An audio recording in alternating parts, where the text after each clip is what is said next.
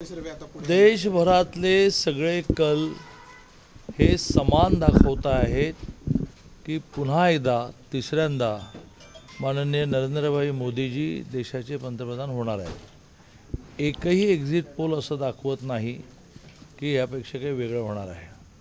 आणि त्यामुळे एक्झिट पोलवरून काही मतं व्यक्त करणं हे जरी बरोबर नसलं तरी सगळ्या एक्झिट पोलचं एकमत होणं हे सगळ्यात आनंददायी आहे। राज्याची काय स्थिती असेल? आणि राज्यामध्ये सुद्धा वेगळे एक्झिट पोल आहेत आणि त्यामुळे त्या एक्झिट पोलमध्ये सुद्धा एक दिशा अशी दिसते की 35च्या पुढे तर नक्की महायुती जाईल। आपण पालकमंत्री आहात सोलापूर जिल्ह्याचे, मात्र दोन्ही जागा पिछाडीवर दाखवल्या जात आहेत एक्झिट पोलमध्ये आणि सोलापूर नाही म्हणून तर मी सुरुवातीला म्हणत होतो की एक्झिट पोलवर म्हणजे अंदाजांवर काही बोलण्यात अर्थ नाही।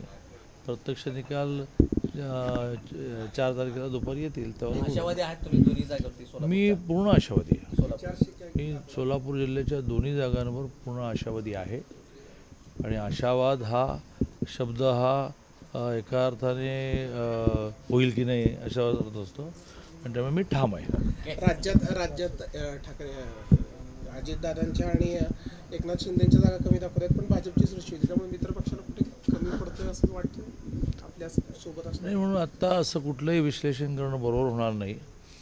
माझं ठाम मत असं आहे की जरी आत्ता हे कल दाखवत असले तरीसुद्धा खूप चांगल्या जागा ह्या महायुतीला महाराष्ट्रात मिळणार आहेत आणि त्या मिळाल्यानंतर आपण आता जे प्रश्न विचारत आहात ते प्रश्न हे गैरलागू ठरतील।